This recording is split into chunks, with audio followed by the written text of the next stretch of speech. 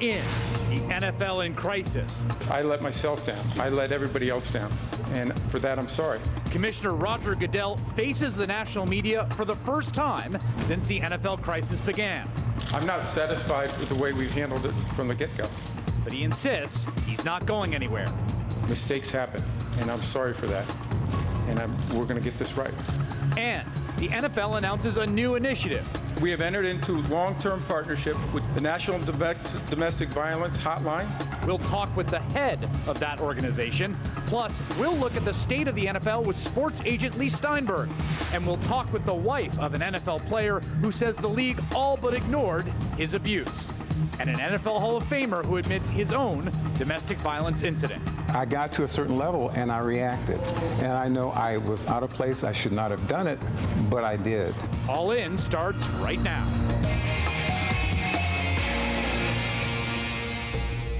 Good evening from Dallas-Fort Worth. I'm Chris Hayes, and a blockbuster new report just hours ago from ESPN claims that the Baltimore Ravens knew within hours exactly what had transpired in an Atlantic City casino elevator on February 15th when running back Ray Rice knocked out his then-fiancée, and that the team spent months behind the scenes attempting to keep the tape out of public view and petition the NFL for a light sentence. This report comes, of course, just hours after NFL Commissioner Roger Goodell gave an incredibly rare live press conference carried by every major broadcast and cable network.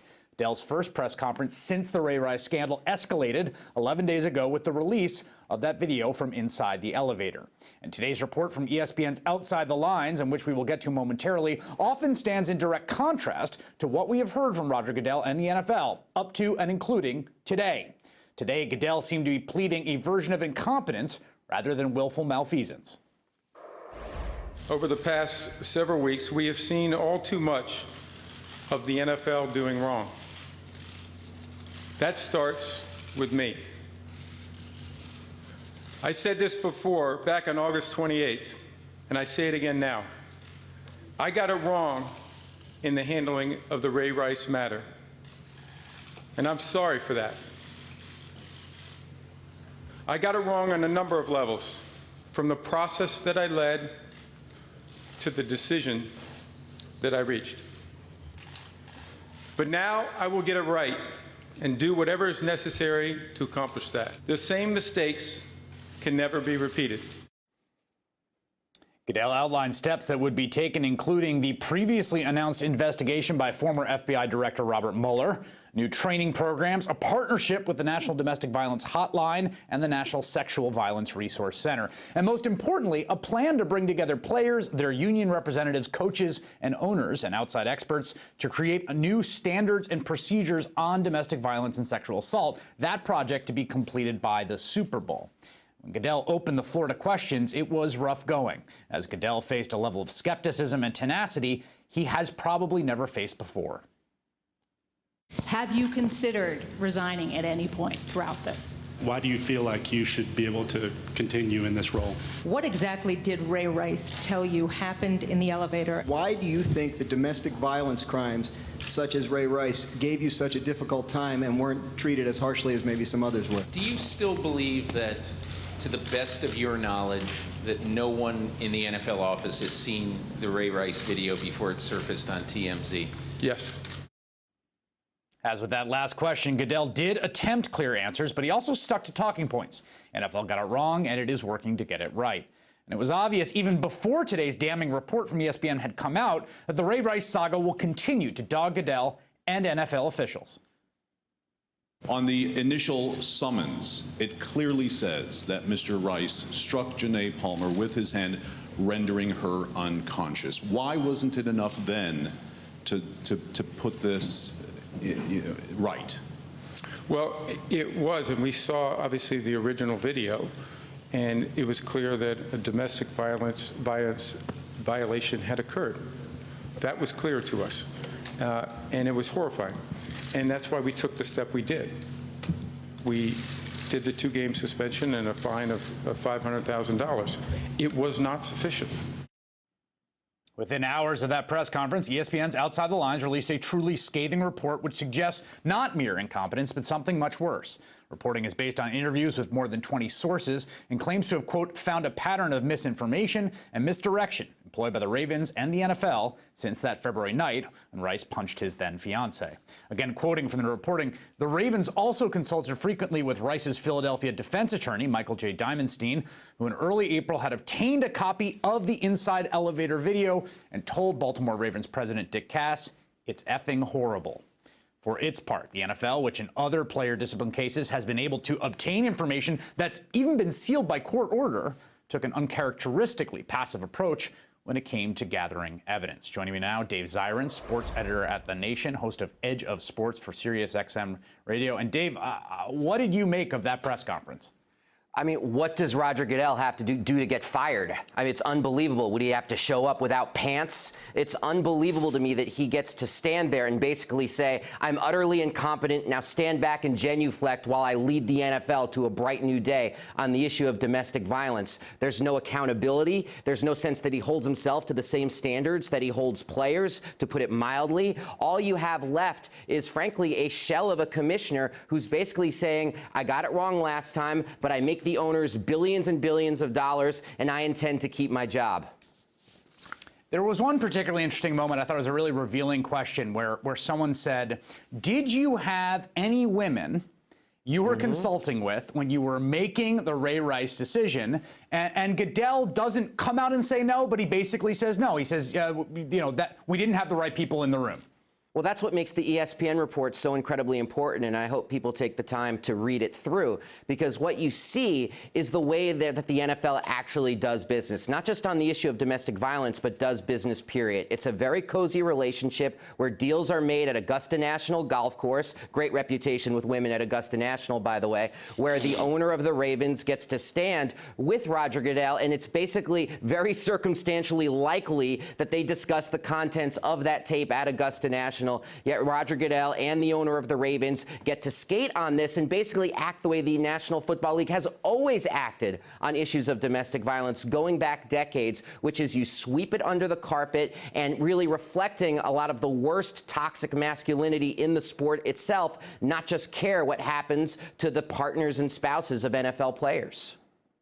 And there's a dynamic that I thought was really interesting in this entire press conference, which is that, as far as I can tell, I think Goodell does one Q&A every year around the Super Bowl. I had one reporter who's gone to them who tells me that you basically give them the questions and then they read the questions to Goodell.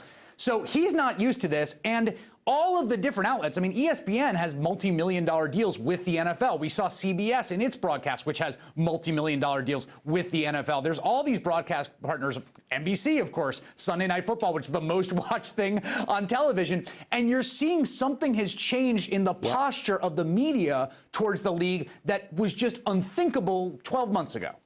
Absolutely, and that's a credibility issue, because if the media is going to be listened to going forward, they need to actually respond to what I think is happening from below in the United States, which is a lot of people saying something really stinks here. It's really interesting. This poll just came out that says 86% of NFL fans still want to watch the game. Forgetting the veracity of the poll for a second, look more deeply into that. That means 14% of NFL fans in the last 2 weeks are saying they're not going to watch anymore. That's not a sport that's growing. That's a sport that's shrinking, where some of its most diehard fans are actually getting repulsed as they're seeing how the sausages are made. The media has to reflect that. And also, let's not forget that places like ESPN have hired some of the best sports journalists who have ever worked in this country. The issue is that they've been always having to cool their heels because the NFL partnership is what has to come first. Now they're out there doing the work, doing the digging, and we're getting some amazing journalism as a result. And there's an issue here I want to be clear on. You and I have discussed this throughout, and the ESPN report today and the Goodell press conference grow into relief. There are two issues here. There are a variety of players that have been arrested, in the case of Greg Hardy and the Panthers, convicted for some awful things. And Ray Rice, who clearly, as we all saw in the video, did something horrible. That's one issue. Then there's the league's handling of it. And one of the things I'm seeing sometimes in defense of the league, and I think partly, a desire to defend the reputation of all the players from this idea that, oh, they're all jacked up thugs, is, look, the arrest rates are actually lower than the general population. there are two issues here about what these players are doing and how the league is handling it, and whether the league is essentially, and the teams, engaged in cover-ups to enable the further abuse of people because they don't want anything to come out. And that, to me, strikes me as, if there's a scandal here, it's that. Yes. Look, the United States, for that matter, the world, has a domestic violence issue. The NFL has a cover-up issue, and that's a very different thing, because what we're talking about is corporate accountability and corporate cover-ups. We're talking about people who are incredibly wealthy, incredibly cosseted, and incredibly isolated, who want to keep the trains moving on time, and frankly, keep this man in his job, who has no business being employed, let alone making $44 million a year, heading what is laughably the largest and most profitable nonprofit in the United States. Dave Zirin, always a pleasure. Thank you. Thank you. The fallout from NFL advertisers shows no signs of stopping. Procter & Gamble today withdrew from the NFL's breast cancer awareness campaign, announcing the company will still make a planned donation to the American Cancer Society. It just wants some distance from the NFL right now. And given the news that is still breaking around the Ray Rice scandal, it seems pretty likely the league will continue to hear from concerned sponsors. In that ESPN report out tonight, the June 16th disciplinary meeting between Goodell, Rice, and others present is described very clearly. Quote, with his wife sitting by his side in a conference room, Rice told Goodell that he hit her and knocked her out, according to 4 sources. And yet today, Goodell said today, again, that Rice's account to him was inconsistent with what Goodell later saw in the elevator video. I'm telling you right now that it's inconsistent with what he told us, what we saw in that video when it came out roughly 10 days ago. Joining me now, a man who's been called the greatest sports agent in history, Lee Steinberg. If you've ever seen the movie Jerry Maguire, he's the man that Tom Cruise's character is based on.